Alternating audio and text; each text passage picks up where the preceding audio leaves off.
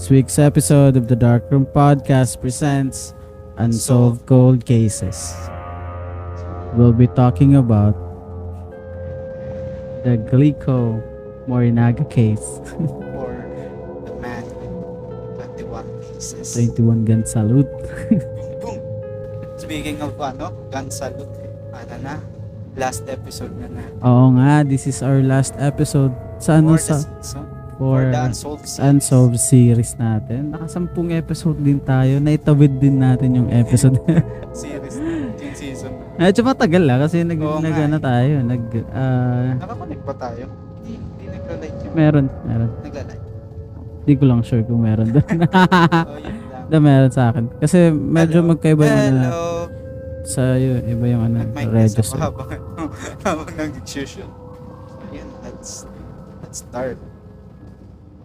The man with 21 faces, or the Glico Morinaga case, was a famous extortion case from 1984 to 1985 in Japan, primarily directed at the Japanese industrial confectioneries of Ezaki Glico and Morinaga.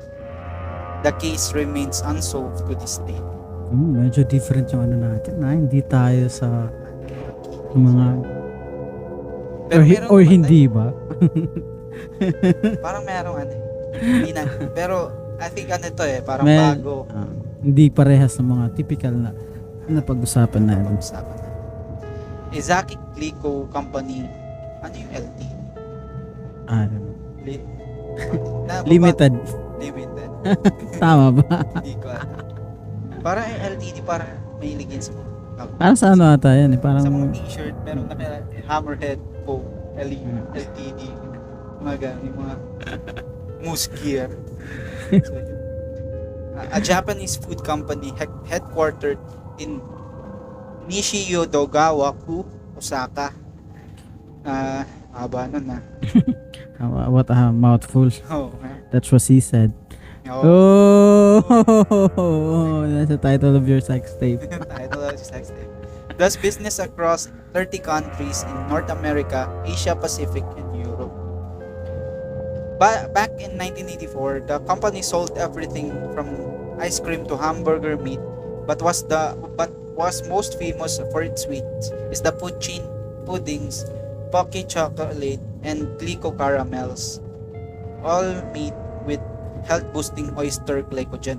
Yung Pocky chocolate. Medyo sikat din to sa atin. Medyo medyo kilalang brand. Nakikita mo to sa sa Daiso. To yung nila. Mga product nila. Product, yung iba-iba yung flavor. Yung parang parang stick yung bread. Oo. Tama ba? Parang cheap yung tawag yun. Hindi ko alam. The company was doing great, but no one could ever imagine what 1984 had in store for its future. Very recent lang to. What started in March 1984 hasn't finished even today. At 9 p.m. on March 18, masked man wearing capes invaded the house of Katsuhisa Ezaki, the then president of Ezaki Glico, and abducted him. Sa mga parang TV show magandang storyline, parang foreshadowing lang. Kasi merong abduction, merong extortion. Oo nga, medyo kakaiba talaga yung kakaiba roller yung coaster ride siya yung story na to Parang roller coaster. Parang sinulat ng mga writers sa Hollywood, parang gano'n. The Masked Man, para sa isang movie, parang The Masked Man had first invaded the house next to Ezaki's, where his mother resided, to steal the keys to Ezaki's house. Ezaki was enjoying a bath with his two children when the man invaded. Naliligo sila ng dalawang na sabay sila. Ay, mahilig pa. Baka kasi parang bathtub gano'n or hot tawag dun. Sauna. Alas 9 na. At first, he thought it was a burglary and realized soon enough that it wasn't when he was dragged out of his room.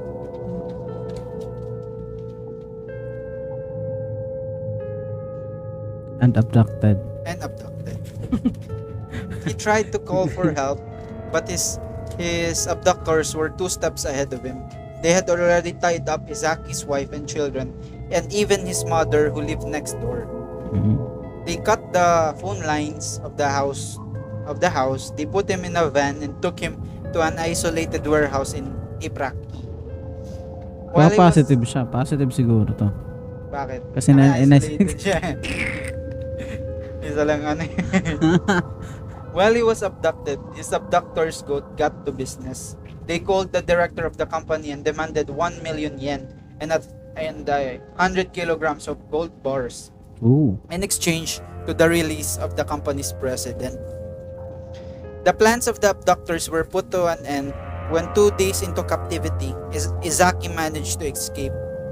Everyone hoped that this would end with the abductors being caught and put behind bars. Unfortunately, it didn't. Then newspaper offices all across Japan started receiving copies of a peculiar letter. It was addressed to the police. So parang nauuso yung mga demand letter na to. Mahilig sila parang ilang episodes na meron tayong may letter. Yung first is Sojak. And then Jack the Ripper. Siya, yung OG. Tapos si Sojak, tas ito. 3 weeks after Ezaki returned, 6 vehicles in front of the Glico headquarters were set on fire. 6 days later, a jug of hydrochloric acid and a threatening note addressed to Ezaki were found at the warehouse in Ibaraki, the location where Ezaki had been held captive. Then newspaper offices all across Japan started receiving copies of a peculiar taunting letter, taunting them that if they were pros, they would have been caught. They would have caught the abductors by now.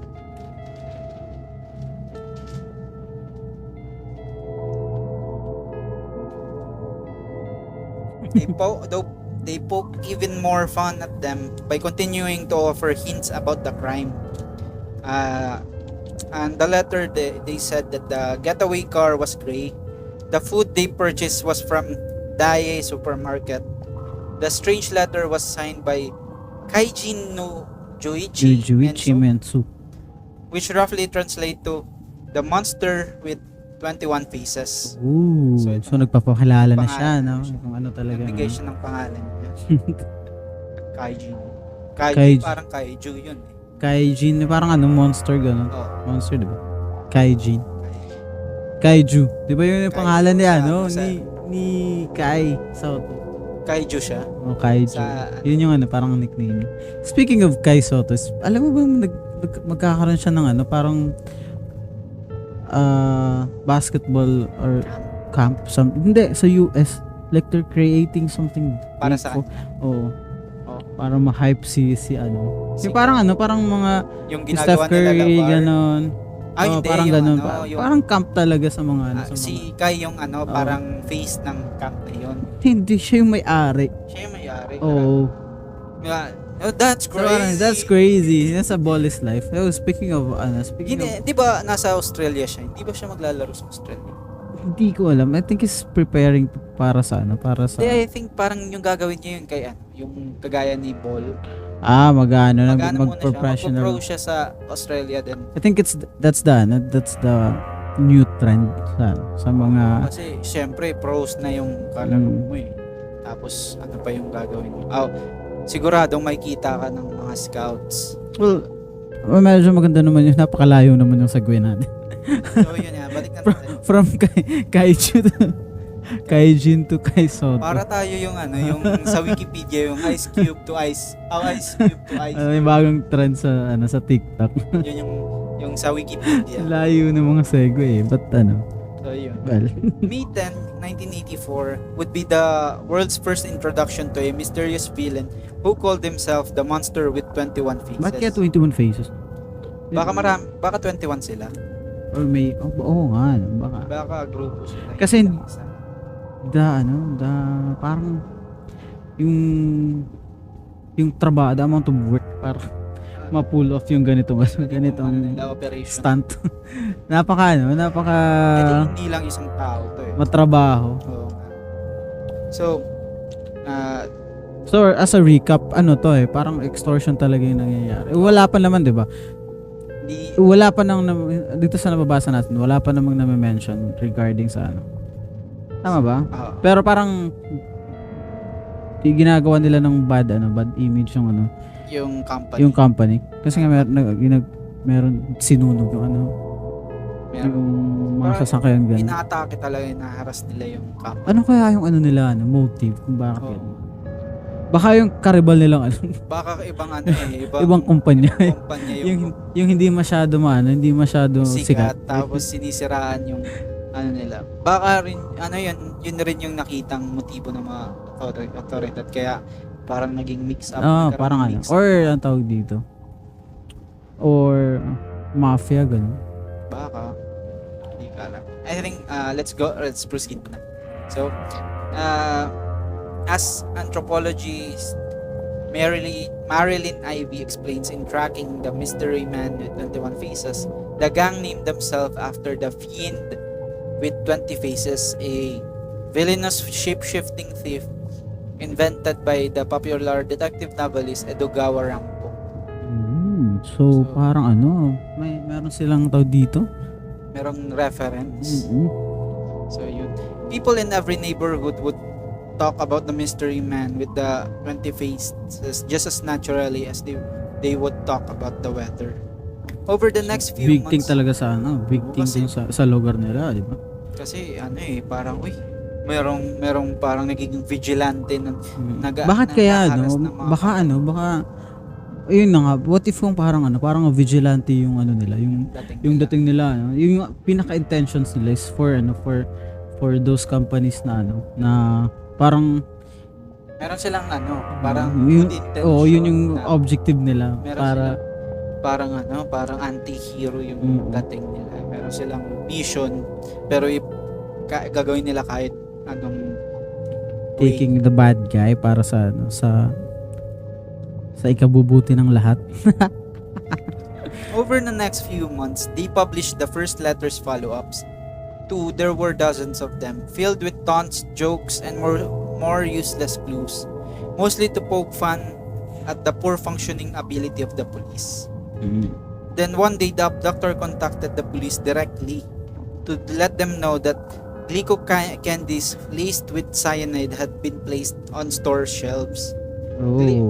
Dito na medyo kasi involved na yung public, like tawag dito, medyo nakakatakot na yung nila. Tsaka na-release pa to sa public, so meaning sinisiraan talaga nila yung pangalan image ng Glico. So yung ginawa ng Glico, they immediately recalled all of its candies and tested it. All of it tested negative, but it was too late to restore Glico's reputation. Tsaka yung pag recall pa lang is a very expensive na tsaka for sa mga ganitong company, hindi nila afford yung mga ganyan mga drawback.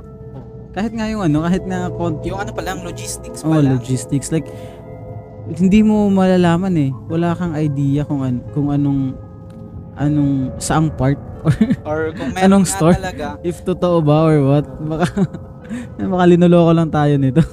Baka merong pero yun nga, then yung nalugi nila is almost $21 million for speaking Glico, pa lang, diba? and 450 workers being fired. Parang nagkaroon ng internal conflict sa loob kasi baka may kasabwat na inside job, kaya pinang-fire. So parang parang sinira, nag-chaos yung company. The company's asset plunged and they had to lay off 1,000 workers. Glico was in a appalling state. There were no leads. No one had any clue on how to catch the gang. And then suddenly, out of nowhere, a came to a letter would bring Glico some relief. On June 26, a letter was sent claiming the president of Glico had already gone around with his head hanging down long enough. We would like to forgive him. Finally, they made... Wait lang. Hindi pa na, wala naman dito na mention kung ano nangyari dun sa president. Hindi, nakatakas lang siya. Natakas ba? Oo, Wala, na-mention ba? nakatakas siya. Dito sa second page. Nakatakas siya. Hindi ko napansin sila. Nakatakas siya, di ba? Na huli siya tapos nakatakas siya. Nasaan yan? Second page. Ito. Wala. Ayun, ito. The plans were put on an end. Ezaki managed. Okay. Sorry naman, sorry. Hindi ka. So yun. we would like to forgive him. Finally, they made a promise. Japan has gotten terribly hot and humid. So, when our work is done, we want to go to Europe. Oo. Ito letter to ng ano, di ba? Letter to nung Gun. gun salute. Yung 21 phases. So, we'll be in one of those places. Let's bring Pocky, the traveler's friend. Delicious Glico products. We're eating them too. See you in January of next year. medyo with some kind of taunting pa rin yung ano, yung letter Alis nila, na di ba? sila, tapos parang- So, in September, the Mystery Man, pero to everyone's regret, the Mystery Man gang returned long before that. In September of the same year, bago chinelas ko. Sana all. In September, the Mystery Man called up another long-standing food company. Ito, merong Ito. Morinaga. So ito the other half of the Glico Morinaga. Sa mga Baka napapansin. Baka hindi nyo napapansin yung title natin. So hindi lang po isa yung ano, yung involved na company. Parang same din ba? Same din tong company. Yung products, the company's products include candy and other confectioneries. What if kung yun na nga, parang vigilante nga yung ano nila. Kasi nga, Baka meron silang hinintay lang nila na hinintay lang nila na masipan, malugi yung Glico for a couple of hindi ko natin alam if ilang araw or ano. Tapos after na nun, ilang worth ng millions of dollars in-stop na nila. Oo. Tapos lumipat na. Baka alam nila yung Merong secret yata yung mga oo, companies. mga ganyan companies na yan, di ba? Parang merong parang bakit sila sumisikat? Oo, bakit ganyan? Bakit sikat yung nila? Baka they're involved into Something more sinister. oo, Tapos mga ito yung bagay. ginagawa nila para matalo yung or mapuksa yung mga companies. Parang Di ba parang gano'n naman sa mga movies? Like, Merong mga ganyan ganung plot ng mga movies. Like, I'm doing this for a reason. Parang ganun. for the good of the So, people. yung mga yung mga dystopian na yung Oo nga, parang one government against tapos, sa mga tapos meron palang secret yung government na yun, tapos yung parang what happened to Monday na hindi ko pa yung pitong magkakapatid sila. Hindi ko pa napanood. Ano ba yung ibang ano ba meron? Hindi ko pa napanood yan. Pero I get that, I get meron kang specific na na parang movie na parang ganun yun. hindi ko alam pero parang ganun yung yung dating sa akin. Parang ganun. Resident Evil. Kahit may hindi ko hindi ko siya pero parang familiar na yung parang yung dating yung parang parang Robin Hood parang Robin yun. Hood yung mga dating na para sa sa dito sa public. Like Sisirain nila yung company dito kasi baka meron silang nalaman na parang what if kung dun sila nagtatrabaho dati tapos yun yung main nila yung vendetta vendetta V for Vendetta. Hindi ko pa napanood. Hindi ko pa rin napanood yan. Parang may mga clips sikat yan may mga clips lang yung yung may maraming nakamask. Tapos yung last part na tapos basta marami sila na sila para hindi mahuli yung yung bida. So pero anyway, hindi ko pa rin napapanood. napaka mga iconic na mga palabas, hindi pa napapanood. Well, sorry naman po kasi nga hindi na uso yung mga mga beaches na yan. Hindi mga na CD. namin. Sa internet. Pero sa internet naman, like before kasi mahirap naman kasi manood eh. Like lalo na sa regarding sa times mga pa na hindi pa natin Oo nga, wala pang kailangan pa Netflix, wala pang mag-torrent. Alam mo ba yung mga torrent na mga try ako mag-download niyan. Ang tagal, sobrang tagal, tapos nung dumating hindi pala totoo yung torrent iba yung movie na download. Hindi pala tapos yung title iba. Iba rin. Dami kasing troll sa uTorrent. So, yun. Oo nga. Hindi na ako nag-try ulit. Pirate Bay. Sa Pirate Bay, Tapos yung computer niya naghahang na kasi matagal kaka-download. Matagal. So yun na. So balik tayo sa company ng Morinaga. So the gang, 21 pieces demanded $400,000. When Morinaga did not comply, they sent another letter to all the mothers of Japan. Ooh. The letter looked something like this.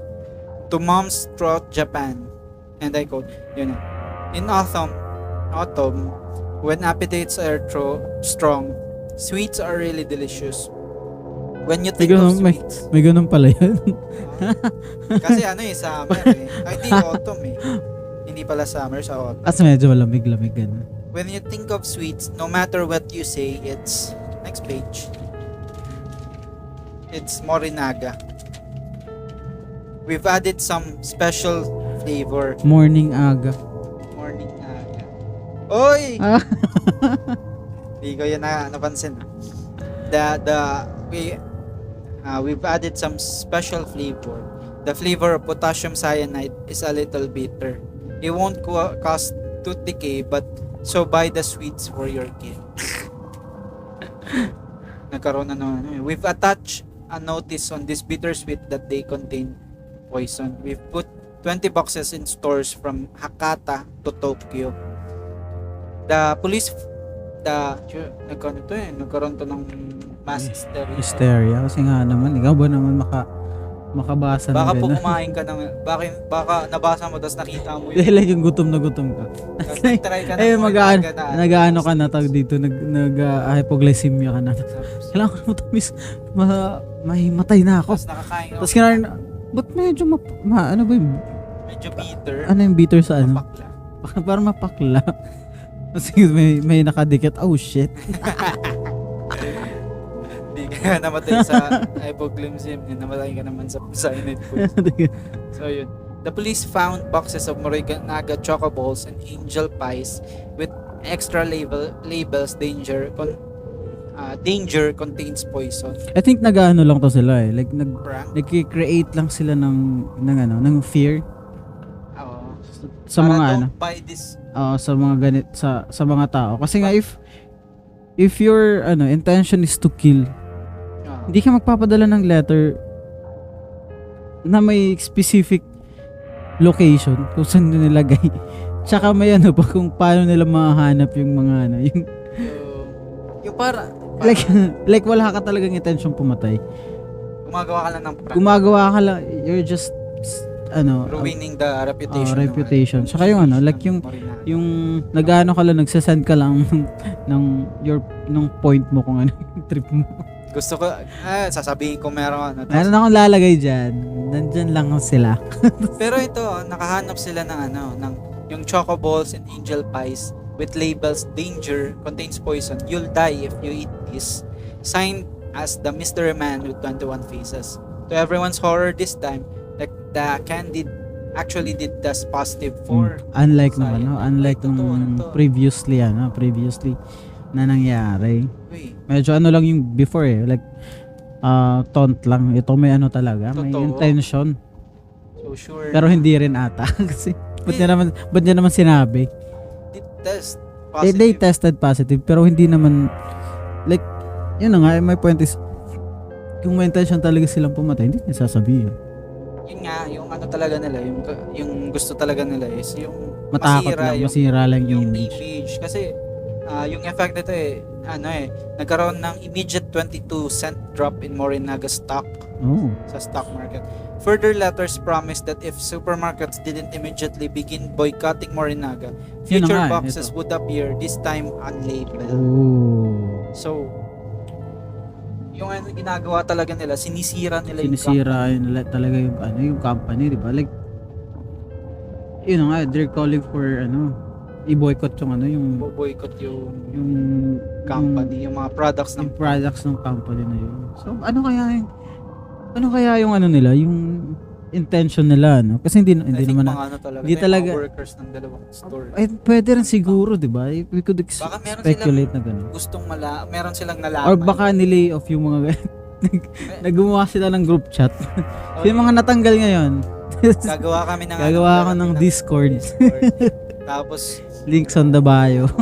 revenge for this ano. Tapos baka meron sila, ito yung theory ko, baka meron silang nalaman na secret. Oo Tapos nga, hindi nila kayang ma-expose kasi sasabihin lang na hindi totoo, hindi parang mawawala lang, parang or parang ano, tawag dito, napaka yung ano, hindi yung like yung ano, napaka low key lang yung if may ginagawa silang hindi maganda. Yung mga companies. Mga companies na yun, like parang tapos na kaya nilang takpan. Oo, hindi na parang gano'n. Pwede lang nila i-deny na to the point na. Tsaka yan malalaking companies to, so madali lang sa kanilang gumawa ng bakit kaya napaka-mysterious ng ano nila. Napaka-mysterious ng reason kung bakit nila to Bakit?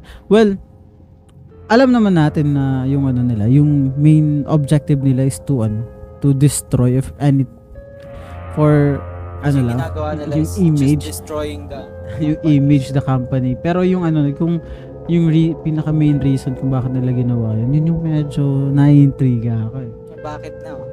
Pero like we could speculate much, pero parang yun lang yun din. Yun lang yung naiisip ko as of now, unfortunately. Yun yung mga theories namin. If may iba kayong na medyo naiisip na kakaiba, i-message nyo kami. Baka meron kami hindi na research mga. So this led to huge losses which were not only monetary but also in terms of reputation. The mystery man kept on sending mockery letters and kept demanding money from other food companies.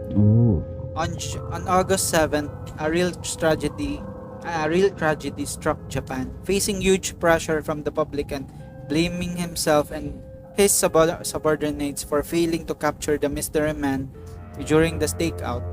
Superintendent Yamamoto of the Shiga Prefecture Police doused himself with gasoline and lit himself on fire. Oh shit. Ito na yung first victim ng grabe yung grabe yung impact of yung pride ng mga Japanese people for them to be humiliated na hindi nila matanggap yung ganung klaseng kasi sobrang ang dami, parang first time yata nilang maka-encounter ng ganitong case na like palagi na lang may nagsisend, palagi may tapos like for pressure rin sa pressure sa trabaho nila, sa working on this case.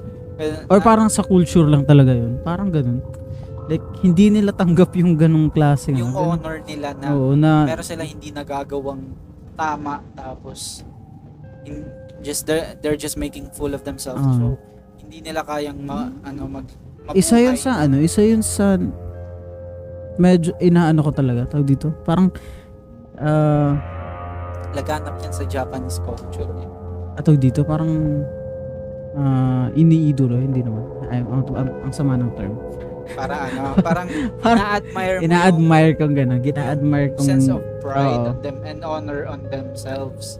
Kahit kasi mostly sa mga ganung stories na lang natin through sa mga TV gano'n, sa mga sa pop culture na mga palabas like mga samurai ganun. Pero like in real life na ina-uphold nila talaga yung honor for them is more than pa sa life mo, like I'd rather die than to my honor be to be dishonored sa sa mga lalo na sa sa part sa work ganun. Sana may ganung yung Pinoy. Meron. Lalo na yung nasa nasa politika. Nasa politics na ano, napaka bullshit like. Ginagawa nila. Ito nga, pulis nga lang to eh. Oo nga, pulis lang to na hindi lang nila mahuli. Tapos medyo publicized pa yung ano, yung case. Tapos ano pa sila, like what the fuck? Ikaw ba naman sila, tapos dito sa atin na ongoing pa yung kaso. Nasa kulungan pa. Pwede pang kumandidato. hindi walang The audacity, what the fuck? dignidad. Yung napatunayan na Napatunayan, ay kasi nga sasabihin lang may ano, hindi naman yan totoo. tas magpupudots lang. Oh shit! Sino ba yan? Hindi ko alam, parang may agimat yun. Oh! Ganda pa naman ng mga ano, The Carpenters. yung pa yung ano. Muntikan na hindi ko maintindihan yun ha. Carpenters ba yan? Maganda yun Yun ba? Pag Pasko gusto ko yung panoorin eh. Yun yung gusto kong panoorin. Punta tayo na. Kasi time na yun parang, uy, astig naman yun. Tapos ngayon, Si Enteng ba yan? hindi. Hindi. Iba yung si Enteng. Meron yun eh. Si Enteng at si... Agimat. Ow! At si ako. Ayun. Di ba si Agimat yun? Si Agimat yun. Tama ba? Paborito yun ng pamangkin ko eh.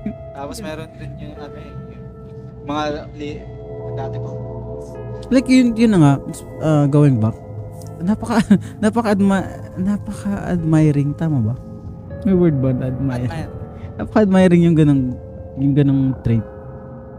Pero hindi naman maganda yung just kill yourself. Parang ano. Like, pero yung kasi nga, it honor, goes with gagawin mo lahat na maganda sa trabaho mo. kasi yung, Na para lang hindi ka mapagbintangan or what.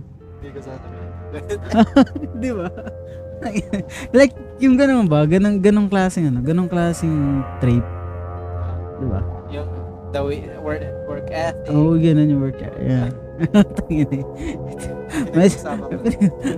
Wag na. Wala, next week pa to eh. Makakalimutan na to. Makakalimutan na. Kasi dito sa atin sa states, ito for example sa states. Napakalayo ng culture. Like sa states is mahihiya ka na lang, magre-resign ka na lang. Pero dito sa mga eastern dito sa atin. hindi tayo kasama doon, sila lang. Sa medyo taas na China, part sa South Korea ganun. Like yung pride nila like magpapakamatay na lang ganun. Kaya nga meron silang suicide forest dun eh. Kaya dito sa atin kakandidato pa ulit yan. Oh shit. Election na naman. Utang ina nyo. Yung isa nga ano eh. Yung hindi niya daw i-inherit yung ano. Di na ba yan? Kasalanan ng mga tinutulo niya. Baka may Yun daw ano eh, wag yun lang baka iba yung masabi natin dito. Basta yun lang. Sana kung meron man tayong na-adapt ng mga ganun. Kasi nga, inoccupy naman tayo nila dito, di ba? But parang iba yung nakuha na. Wala eh. Kasi parang yung tapos kasi nila, iba mga Amerikano kasi yung mamana eh. doon ba tayo nagmana sa kanila? Tayo nagmana sa Amerikano kasi mas mas mapera daw. Tagi. Shit. So anyway, Going back. balik na tayo. So yun nga, yung superintendent of the Shiga Prefecture Police, Yamamoto, ironic eh. Parang feeling ko Shiga. yung After nito, gal siya nag-share. Yo, yung dude. You're oh shit, tama ka. Hindi ko na-concern yan. Hindi, sasabihin ko eh. Yung Yamamoto tapos Tayo na, di ka. Yamamoto Genryo Zai, shit. Baka dun yung reference niya. Hindi, 19. Hindi kasi, Anong taon ba? baka buhay na to si Titi Kobo eh. Hindi, ilang taon ba itong ano? 1984. May bleach na ba nun? Wala pa. Hindi pa, pero buhay na si Titi Kobo. May ano na Baka nun. May kasi may sikat to eh. may manga na nun. Wala pang manga doon. Feeling ko ano lang eh, parang naging inspiration niya si Oo nga no. Oo nga no. Oo nga. Kasi no? bakit si Yamamoto ano eh, fire. Tapos baka nung bata pa yata to si Tito. Ito yung ano eh, yun yung mga nasa news. Oo, alam niyo. Inaalala ko yung ano eh. Ito papangala. Dinodrawing niya si Genra Yosai. Ano ba yung papangalan ko nito? Genyorosai na yung pangalan. Medyo gusto ko yung power na kakaiba. Yung bangkay niya ganun. Fire. Medyo fire. Alala ko, sa research ko nga. Fire. Sa Tapos, Japanese. Tapos, tawag niya to? Most famous, infamous fire people. Yamamoto. Eto. Tapos siya yung Oo nga, di ba eh. parang police force ng mga survivors. Shinigami. Parang daming parallel. Shinigami. Shiniga. Si Yamamoto. Shinigami. Sumigami.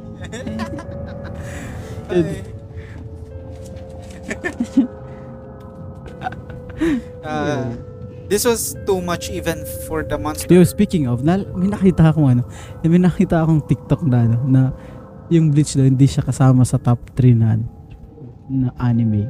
Yung big Not even in the Anime. conversation. anime. Even the top 5, dude. Hindi na eh, kasi Nakapanood ba yung trend na yun sa yung mga parang sa Crunchyroll. hindi sa TikTok yung unpopular belief na para sa iyo. So yun na nga sabi nung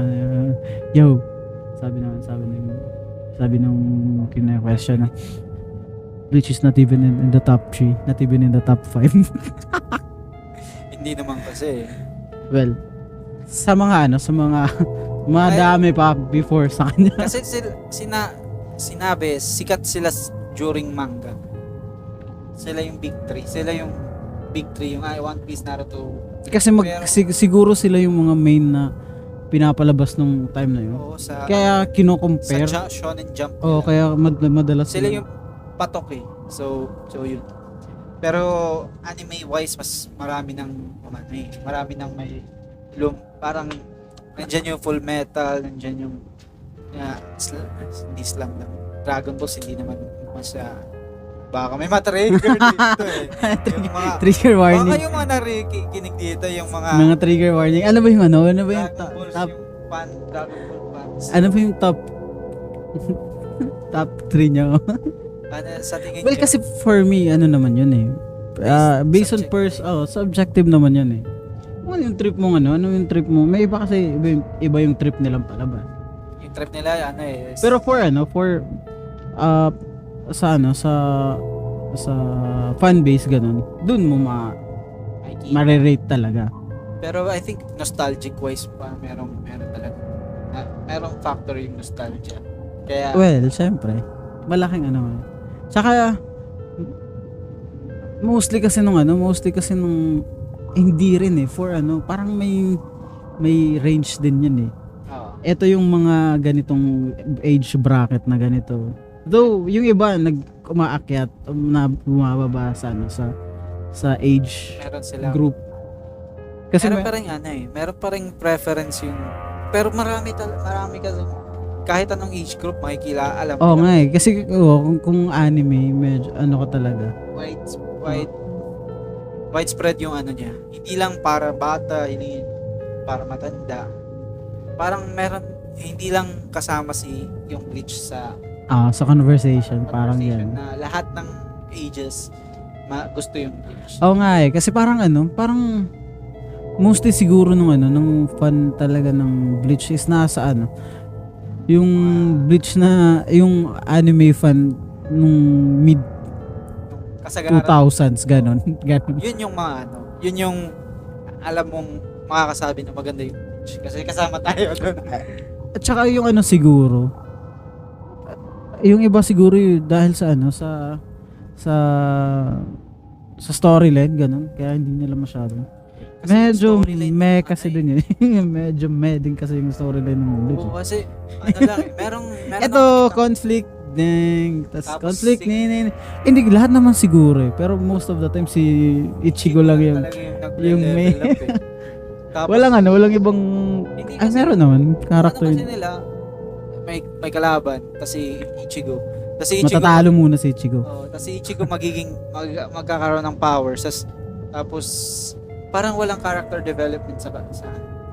Tas yung, Parang yung ibang ano pareho ganon din siya, naman, kasi 'di ba? Shonen Bakit yung Naruto hindi ba ganon? Parang ganun rin. Mas marami lang yung character development kasi nga naman ang daming fillers ng Naruto. Naruto eh. Madaming episodes. Pero yun nga, yung ano lang, point lang talaga nun. Kasi si Si Ichigo lang talaga yung main di ba? Main protagonist. Ichigo lang yung Lumal. siya lang, naging Bakit siya, lumakas naman si naging half Shinigami na siya.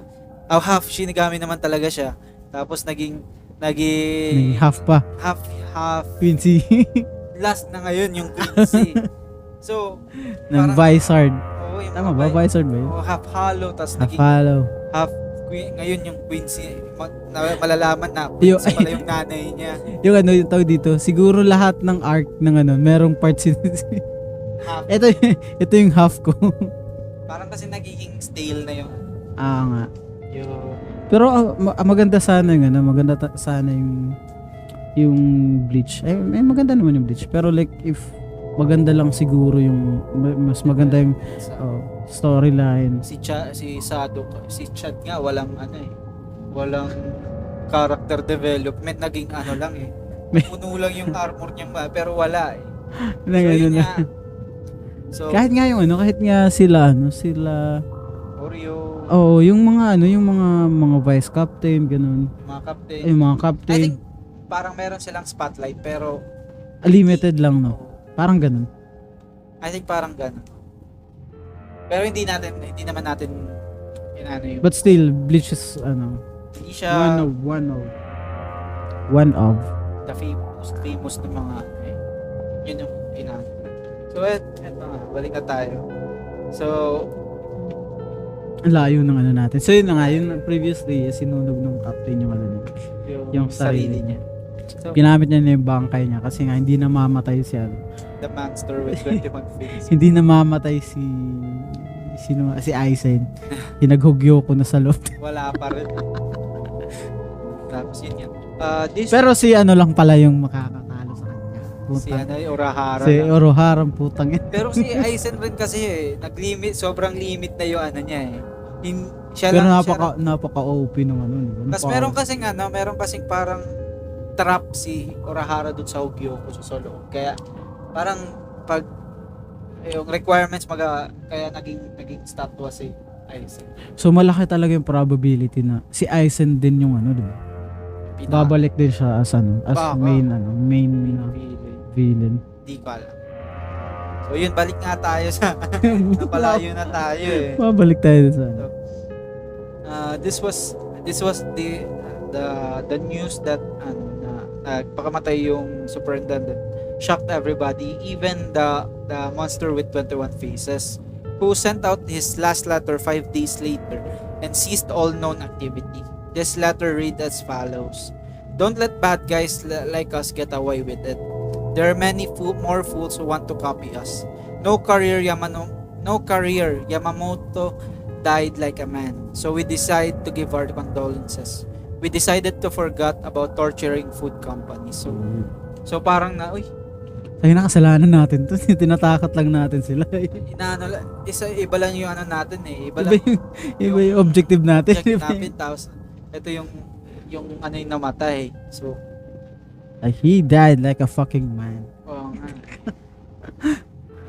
Honor, respect. Yung parang sa pagkatapos ng I see you. Mga GTA na mga mission yung I see respect you. plus 5 plus. plus. So yan. If anyone blackmails, ito yung follow-up ng letter. If anyone blackmails any of the food making companies, it's not us but someone copying us. We are bad guys, which meant we've got more to do than bullying companies. It's fun to lead a bad man's life. Ooh. Tapos merong Feeling like a villain. merong mababang black na sandals. Ten. Nobody was ever arrested for the crimes committed by the mystery man. But there was one man who showed up in a recording of a security camera. He was known as the videotape man. Ito na nga yung parang yun na circulated cartographic sketch. So yun. He was wearing a Yomiuri Giants baseball cap and could be seen placing a Glico chocolate on a store shelf right around the time people received threats about the cyanide-laced chocolates. When the police sent one of their own to exchange 50 million yen in place of a Marudai employee, a man was traced as the undercover policeman was riding the train to the drop point. He noticed a large, well-built man with eyes like that of a fox. Ito na yung fox-eyed man, si fox-eyed man, acting suspiciously. So ano to, parang merong nag-undercover for the Merong para magbigay ng 'di ba, nung pera sa pero police yung nag-undercover. I think dapat yung dapat tawag dito, dapat employee ata ito ng They called him the fox-eyed man.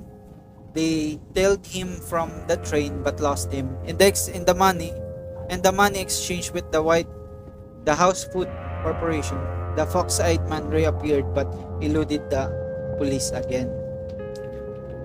Since then, the Glico Morinaga case, or as it less known by its official name, Metropolitan Designated Case 114, was officially closed.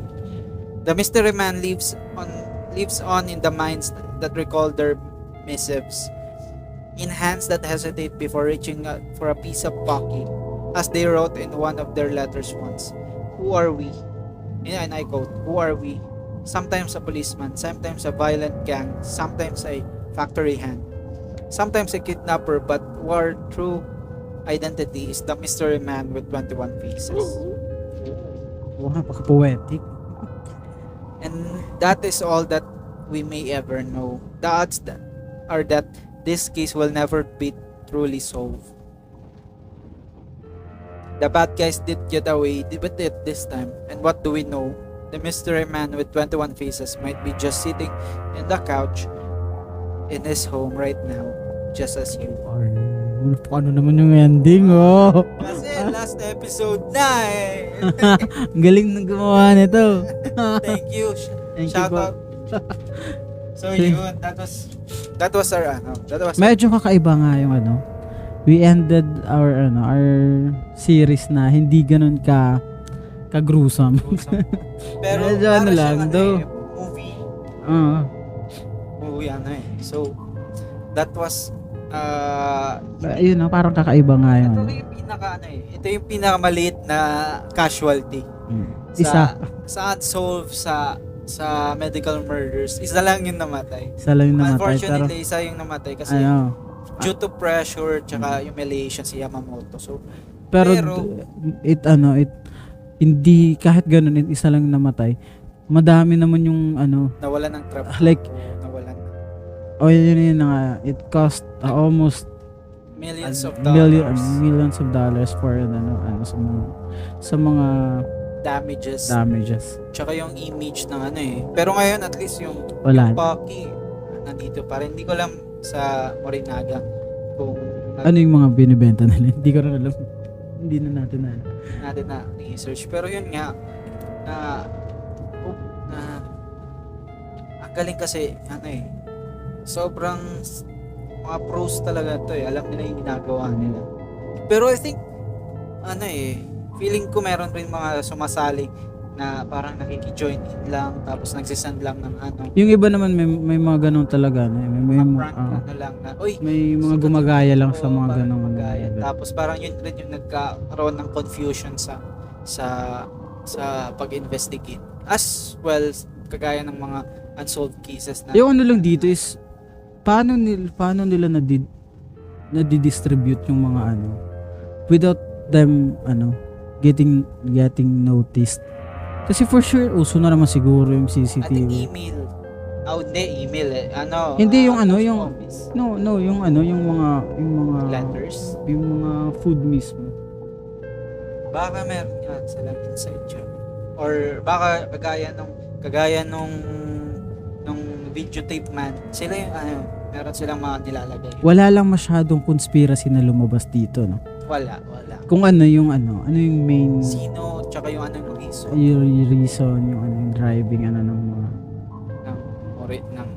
ng the fact side man sila man 21 faces. So yung masasabi ko lang dito parang meron talaga silang personal vendetta against these food companies. Hindi natin masasabi na kasi once nung nangyari yung yung pag-suicide ni Yamamoto, nag-stop sila eh. Kahit nga yung medyo shady yung may medyo shady yung yung the way yung CEO nung Glico, bakit siya nakatakas?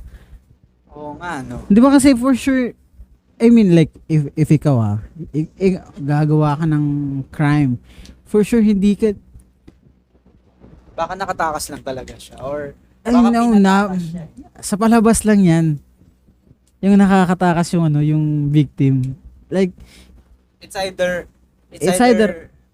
pinatakas ka lang or like, luckily talaga nakatakas siya. siya. Kasi nga like yung first na pwedeng maka point out kung sino yung gumawa nun is yung inabduct nyo, di ba? So yung gagawin niya is Imprinting yun eh. Parang tagging na, oy, your life is in danger. parang Tapos, ganun lang, parang we will make, tapos yung ginawa nila the next few days. tsaka wala talaga silang masyadong intent na pumatay. Oo. Wala silang intention to kill. Sinisira lang talaga. Lang talaga yung kasi nga if may ganun talaga yung yung intentions nila is nung pinatay yung nagpakamatay yung nagpakamatay yung commissioner is like wala lang dapat sa kanila yun eh. Like okay lang. Isa lang naman yun eh, like okay. Pero sila mismo na sila na konsensya sila. Namatay yung I think hindi talaga nila ine-expect na yun yung mangyayari sa sa investigation. So baka nga yung mas gusto nila yung yung mamatay yung mga CEO, yung mga directors ng mga companies. Pero yun nga dahil dun sa sinabi nila na shock rin sila sa nangyari kay Yamamoto, meaning focus talaga, hindi nila intent na sa public, no? Wala silang intention sa public, wala silang intention na gusto lang talaga nilang sirain yung pangalan ng Glico tsaka yung Morinaga. Laki ng kung kaya ngayon yan nangyari. Sa atin walang masyadong ganyan. Or wala pa akong pero kasi meron kasing internet eh. Wala pa akong masyadong naalala dito sa atin, like mga ganung yung meron yung melanin, yung merong iba naman yun eh, yung yung kasi parang yun eh, parang sa chocolate yun, nasa gatas sa galing China. Hindi, pala yan. Nga, parang substandard lang yata yun. Parang yung may mga magic sugar. Pangit lang yung pangit lang yung factory parang nagkaroon lang pero yung mga vigilante wala. So parang lakas lang talaga ng mga trip nito or they're into talaga may vendetta talaga sa lagans. So yun, that was the episode, guys. That was the 10th episode of the Unsolved Cold Cases natin. So, itawid natin yung after ilang supposedly ilang weeks lang yan. Inabot tayo ng ilang buwan. So, pero sa mga thank you sa mga nakikinig, sa mga hindi nagsasawa, naliligaw, meron pa rin na nami-misclick or na pipindot yung play button natin sa Spotify tsaka sa YouTube. Thank you very much. So hindi namin alam kung ano yung sunod na topic, baka meron kayong pero wala naman sumasagot sa inyo. For sure Yung gusto rin, yung gusto namin lang din yung gagawin natin. namin.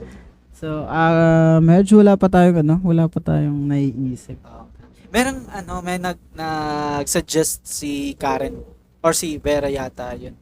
Nag-suggest sila yung mga political daw ngayon, yung mga tatakbo. Wala. Medyo ako dun sa ganun kasi dito wala silang magandang gagawin. Parang babalik yata tayo sa original natin original na. Well, pwede lang. Like, kasi wala pa naman. Pero I think puro ranting. Oo nga nakakapagod yung ganun. Tsaka wala tayong masyadong dito. Wala tayong... Gumawa tayo ng parang background ng politiko tapos yung sasabihin. Mahaba yung kay Bongbong. Parang yun lang. Baka Tony Gonzaga tayo, makancel tayo. Wag na lang. Na-cancel yun. Di ba they're calling out Tony Gonzaga kasi kasi in-interview niya si Libong. Tapos si Pacquiao. Sabihin nila dito dilaw mga Bongbong Marcos cronies. BBM. Well, we'll see. Hindi natin alam kung ano yung magiging next topic natin sa next series natin. But yun na nga. Thank you sa mga nakinig sa mga episodes natin. Yan. Watch out for our new season. Watch out. So yun. This was the podcast, everybody. Thank you for listening sa end ng tapos na yung episode. Yan, this is our episode, guys. We're your host, I'm Marky. I'm Rick.